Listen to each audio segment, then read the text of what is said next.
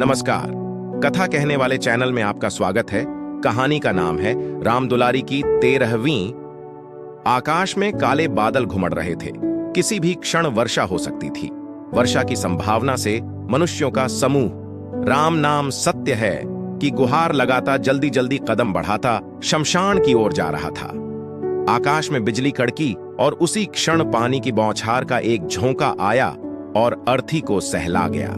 वायु का वेग भी बढ़ गया था, किंतु वायु की तेजी से बादलों का घनापन छांटने लगा था और इसी के साथ बूंदें थम गई थीं। अचानक देवी प्रसाद को आभास हुआ कि जैसे अर्थी में कुछ हिला हो। अपने मन का भ्रम जानकर उसने अर्थी को दिए जा रहे अपने दाहिने कंधे को बाएं कंधे से बदला। 4 कंधों की सवारी पर राम दुलारी की अंतिम यात्रा का गंतव्य आ गया था। एक मोड़ के बाद ही शमशान प्रवेश के बड़े फाटक से लोगों का समूह अंदर प्रवेश कर गया। शवदाह गृह की दीवार पर बड़े बड़े अक्षरों में लिखा था, यहां तक लाने के लिए आपका धन्यवाद। अब आगे की यात्रा हम स्वयं करेंगे। एक विशाल पीपल के वृक्ष के आगे बने सीमेंट के चबूतरे पर सावधानी से अर्थी रख दी गई। लोगों के झुंड एवं शोर से पीपल की शाखों पर बैठे पक्षी अचानक फड़फड़ाकर उड़ गए। कंधे से उतरे भार से देवी प्रसाद ने राहत की सांस लेते हुए कंधा सहलाया ही था कि अचानक मां की अर्थी हिलने लगी। देवी प्रसाद को लगा कि रात भर जागने से उसकी नींद से थकी आंखों को भ्रम हो रहा है, किंतु देवी प्रसाद ने देखा कि उसके बड़े भाई बद्री प्रसाद एवं पास खड़े लोगों की भय से विस्फारित आंखें भी वही देख रही हैं जो वह स्वयं देख रहा है। मां की अर्थी वास्तव में कांप रही थी। अर्थी के पास खड़े लोग भय से पीछे हट गए थे। पास खड़े लोगों में से कोई चिल्लाया, भूत भूत, भागो भागो। भीड़ में अफरात फरीसी मच गई। पीपल की शाखों पर बैठे कौवों की कांव कांव का शोर बढ़ गया था। कमजोर कलेजे के लोग शमशान छोड़ भागने लगे। इस अप्रत्याशित अनहोनी को देख राम दुलारी के दोनों पुत्र एवं घर के अन्य सदस्य भय एवं आशंका के वशीभूत चबूतरे से पीछे हट गए। उसी क्षण अर्थी के कफन से 2 हाथ बाहर निकले और दूसरे ही पल मुर्दा अर्थी से उठ बैठा। माथे पर फैल आया रोली का लाल रंग। छितराए केशों के मध्य झुर्रियों भरे चेहरे पर फटी फटी आंखों से देखती राम दुलारी एक प्रेत सरीखी लग रही थी। बेटे, मुझे यहां क्यों लाए हो? मुर्दे के मुंह से निकली क्षीण ध्वनि वातावरण में किसी बम के धमाके से गूंज उठी। अप्रत्याशित घटना की उत्तेजना से उबरते हुए देवी प्रसाद आशंकित सा अर्थी के पास गया और पूछा, मां, तुम ठीक हो? पथराई आंखों से चारों ओर देखती राम दुलारी ने पुनः पूछा, हां, मैं ठीक हूं, पर मुझे यहां क्यों लाए हो? घर की चौखट से 4 कंधों पर सवार होकर निकली राम दुलारी। अब रिक्शे की सवारी पर पुनः घर की चौखट की ओर पुत्रों के साथ चल दी। रिक्शे के साथ चल रही लोगों की भीड़ देवी मां के जयकारे लगा रही। दादाजी उठा का समाचार मोहल्ले में आग की तरह फैल गया। रिक्शे के साथ चलते काफिले को देखने घर के छज्जों पर, खिड़कियों पर स्त्रियों एवं बच्चों का हुजूम उत्सुकता से रिक्शे पर सिर झुकाए बैठी राम दुलारी को देख रहा था। ऐसा नजारा था जैसे रिक्शे पर राम दुलारी न होकर गणेश की प्रतिमा हो, जिसे जल में सिराने भक्तों का जुलूस जा रहा हो। देवी प्रसाद के पड़ोस में रहने वाले हकीम जी का लंगड़ा कर चलने वाला लड़का शिब्बू शमशान से ऐसे भागा जैसे उसकी 1.5 टांग न होकर 3 टांगे हों। किसी मैराथन दौड़ के धावक की तरह हांफते हांफते वह देवी प्रसाद के घर की चौखट पर पहुंच गया। वैसे तो उस घर में उसका प्रवेश निषिद्ध था, क्योंकि अक्सर वह छत की मुडेर से देवी प्रसाद की 16 वर्षीय लड़की निम्मो की ताक झांक किया करता था, किंतु घर में घुसने का आज जैसा सुनहरा अवसर उसे फिर कहां मिलता।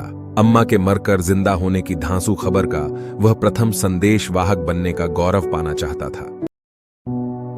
देवी प्रसाद की औरत ने जब शिब्बू को धड़धड़ाते घर में घुसते देखा तो लपक कर दरवाजे पर आई और तमतमाते हुए कहा, अरे रे, यह क्या म्युनिसिपैलिटी के सांड की तरह गुस्सा आ रहा है?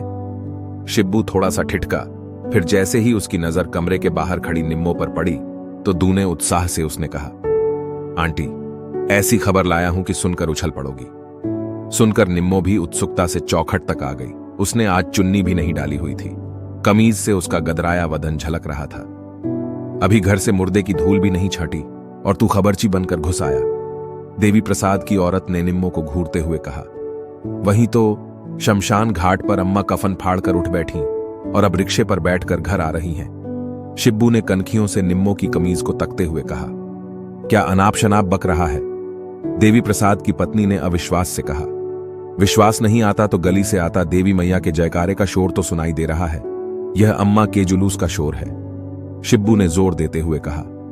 देवी प्रसाद एवं बद्री प्रसाद की पत्नियां घर की ड्योढ़ी पर मरकर जीवित हुई सास के स्वागत में खड़ी मन में सोच रही थीं कि कैसे न कैसे तो बुढ़िया मरी और अब फिर से छाती में मूंग दलने वापस आ रही है। मनुष्यों की भीड़ के साथ चलता रिक्शा घर की ड्योढ़ी पर आ लगा। इतनी भीड़ तो रामदुलारी जैसी अनाम बुढ़िया की शव यात्रा में भी नहीं थी, जितनी उसके जीवित होकर आने में हो गई थी। थकी सीरा मधुलारी की क्षीण काया पुत्रों की सहायता से रिक्शे से उतरी। देवी मां के जयकारों के बीच लोगों की कौतूहल भरी नजरों से अपने को बचाती वह घर में प्रवेश कर गई। मरकर जीवित होने के अपराध बोध से ग्रस्त थकी सी रामदुलारी घर की चारपाई पर निढाल सी सो गई, या फिर लोगों के प्रश्नों से बचने के प्रयास में सोने का नाटक कर रही थी। रामदुलारी तो सो गई, किंतु मोहल्ला जाग उठा था। एक उत्तेजना का वातावरण व्याप्त था। यह एक ऐसा निम्न मध्यवर्गीय मोहल्ला था जिसकी पहचान यहाँ की कोलतार उघड़ी सड़कों पर आवारा घूमते पशुओं के बीच गिल्ली डंडा या कंचे जैसे राष्ट्रीय खेल खेलते बच्चे थे। इस अनाम से मोहल्ले को रामदुलारी एपिसोड ने अचानक सुर्खियों में ला दिया था। सनसनीखेज खबरों के भूखे टीवी वाले और प्रेस वाले अपने अपने कैमरे लटकाए इस मोहल्ले में सक्रिय हो उठे थे। प्रसाद बंधुओं की पत्नियां जो सास के जीवित होने से विक्षुब्ध थीं, अपने को प्रदर्शन पर दिखलाए जाने की उत्तेजना से प्रेस कैमरे के सामने काजल लिपस्टिक लगाए विस्तार से पुनर्जीवित गाथा का ब्यौरा दे रही थीं। ईश्वर को सास के पुनर्जीवित होने के धन्यवाद के साथ इसे अपने पूर्व जन्मों का सुफल भी बता रही थीं। किंतु रामदुलारी के प्रेस के समक्ष न आने के हट के चलते उसके मरकर जीवित होने के अनुभव या उसके मन में क्या चल रहा है, इन सब से वंचित प्रेस वालों को रामदुलारी के विभिन्न कोणों से लिए फोटो से संतोष करना पड़ा। कैसे न कैसे अफरा तफरी में वह दिन गुजरा।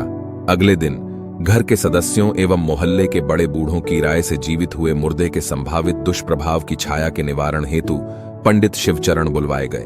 पंडित शिवचरण ने आंखें मूंदकर आकाश की ओर देखते हुए कोई अस्पष्ट सा मंत्र बुदबुदाया। तत्पश्चात अपने थैले से कोई कर्मकांड संबंधित पोथा निकालकर उसके पन्ने पलटे एवं मनन की मुद्रा में आ गए।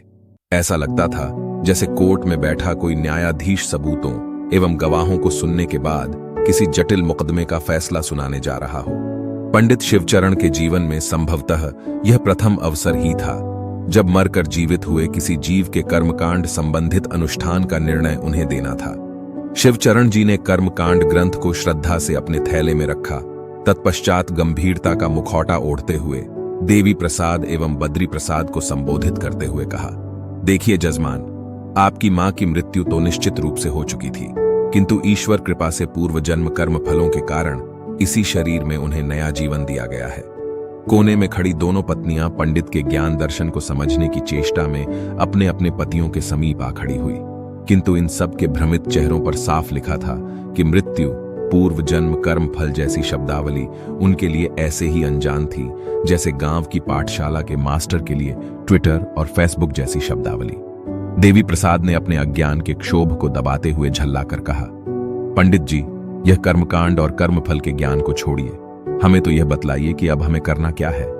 पंडित शिवचरण ने अपनी विद्वता के ज्ञान में फूलते हुए कहा, करना क्या है जजमान, अपनी मृत मां की 13वीं कीजिए, तत्पश्चात अपनी पुनर्जीवित मां का नया नामकरण संस्कार कीजिए। जजमान बंधुओं के असमंजस को अनदेखा करते हुए शिवचरण ने अपनी बात चालू की। 13वीं में 11 पंडितों को भोज कराएं, अपनी मृत मां की आत्मा शांति हेतु उसकी पसंद के वस्त्र एवं वस्तुओं का श्रद्धा अनुसार दान दक्षिणा करें। दोनों बहुएं पंडित जी द्वारा सुझाए गए इस खर्चीले 13वीं कर्म के औचित्य को पचा नहीं पा रही थीं। अत बड़ी बहू ने खींचते हुए कहा, पंडित जी, घर में जब कोई मरा ही नहीं, सास अंदर चारपाई पर भली चंगी लेटी है, तो काहे की 13वीं और काहे का भोज। अपने पंडिताई ज्ञान पर एक अनपढ़ स्त्री द्वारा लगाए प्रश्न के प्रहार से तिलमिलाए शिवचरण ने अपने को संयत करते हुए औरतों के मुंह न लगने की परंपरा का पालन करते हुए बद्री प्रसाद से कहा, देखिए जजमान, यदि आपकी मां की मृत्यु हुई ही नहीं थी तो काहे को अर्थी सजाई और काहे को शमशान गए। आपकी मां की मृत्यु तो अवश्य हुई है, किंतु ऊपर के दरबार में भी तो भूल चूक हो सकती है। उसी भूल चूक के परिणाम स्वरूप लिए गए प्राण पुनः देह में प्रतिष्ठित कर दिए गए। अपने तर्क के प्रभाव को जजमानों के चेहरे पर लक्षित कर शिवचरण ने अंतिम हथियार का वार करते हुए पुनः कहा, इस पर भी यदि आप घर पर हुई मृत्यु के दुष्प्रभाव निवारण हेतु कर्मकांड नहीं संपन्न कराना चाहते तो आपकी इच्छा, किंतु बच्चों पर एवं घर पर पड़ती अनिष्ट छाया के लिए आप स्वयं उत्तरदायी होंगे। पंडित जी की इस परोक्ष धमकी के आगे बहुएं नतमस्तक अवश्य हो गई, किंतु इस अनावश्यक खर्च की खीज उनके चेहरे पर स्पष्ट झलक आई थी। मां की 13वीं एवं नामकरण विधि विधान से किए जाएंगे, इस निर्णय के साथ सभा विसर्जित हो गई। पंडित शिवचरण संतुष्टि के भाव से अपनी पोथी पुस्तक समेटकर प्रस्थान कर गए। राम दुलारी को जब झांत हुआ कि जीते जी उसकी 13वीं मनाई जा रही है तो शर्म से उसका कलेजा फट पड़ने को हो आया। काश मौत उसके बस में होती तो वह उसे अभी गले लगा लेती। वैसे भी उठते बैठते बहुओं के ताने सुनने से तो मर जाने में ही ज्यादा सुकून मिलता। वह सोचने लगी कि हे भगवान, जीते जी इन आंखों से अपनी 13वीं देखने से तो अच्छा है कि मेरे प्राण ले लो। ड्योढ़ी की छत पर से होते हुए सूरज की लालिमा का प्रकाश घर के दालान पर फैल गया था। कोने के गमले में लगा तुलसी का पौधा पानी के अभाव में मुरझा गया है। तुलसी को कौन पानी देता जब पानी देने वाली स्वयं कोठरी में मुरझाई सी पड़ी है। घर में उत्तेजना एवं सक्रियता का मिला जुला वातावरण है। घर के दालान पर दरी बिछा दी गई है। दालान की दीवार से लगी चौकी पर राम दुलारी की ब्लैक एंड व्हाइट पुरानी फोटो, जिसमें उसकी आयु बहुओं से कम लग रही है, पर गेंदे की माला सुशोभित है। फोटो के सामने रखी थाली पर दिया जल रहा है। घर से लगी गली पर बनाई भट्टी पर हलवाई पूड़ियां तल रहा है। घर के बच्चे उत्साह से उछल कूद मचा रहे हैं, क्योंकि आज उन्हें पूड़ियां और मिठाई खाने को मिलेगी। बच्चों को इससे कोई फर्क नहीं पड़ता कि पूड़ियां छठी बच्चे के जन्म की हैं या 13वीं की। पीपल के पेड़ पर कौवों की कांव कांव का शोर कुछ ज्यादा ही है। संभवतः कौवों को आभास है कि मृत्यु भोज में प्रथम हिस्सेदारी कौवों की होती है। भोज के द्वितीय हिस्सेदार 11 हट्टे कट्टे चुटियाधारी ब्राह्मण अपना स्थान ग्रहण कर चुके हैं। पंडित शिवचरण द्वारा थोपे गए 13वीं के नाटक से निर्लिप्त राम दुलारी ने लज्जा एवं क्षोभ से अपने आप को अपनी 8x8 की कोठरी में बंद कर लिया है। राम दुलारी कोठरी में बंद अवश्य है, किंतु उसके सक्रिय कानायोजन स्थल पर ही लगे हैं। मंच सज गया है। मंच संचालक पंडित शिवचरण ने मंत्रोच्चारण से नाटक का आरंभ कर दिया है। शब्द वातावरण में तैर रहे हैं। दालान से होते हुए राम दुलारी की कोठरी तक मंत्रोच्चारण की स्वर लहरी में कहीं अतीत से गूंजे स्वर गड़मड़ हो जाते हैं। 50 कोस दूर बसे सोडा गांव में राम दुलारी का मायका है। मायके के आंगन में लगा नीम का पेड़ कब पर आया हो गया, कब वह शादी के साथ फेरेले मुंशी दीनानाथ के साथ इस आंगन में आ गई थी, और आज इसी आंगन में जीते जी उधर दालान में संपन्न होते यज्ञ से स्वाहा स्वाहा की ध्वनियां आ रही हैं। राम दुलारी को स्वाहा के स्वर कहीं नेपथ्य से आते प्रतीत हो रहे हैं। घर में प्रथम पुत्र के नामकरण का यज्ञ था। राम दुलारी मां बन गई थी। उसके आंचल में दुग्धपान करता नन्हा बद्री प्रसाद आ गया था।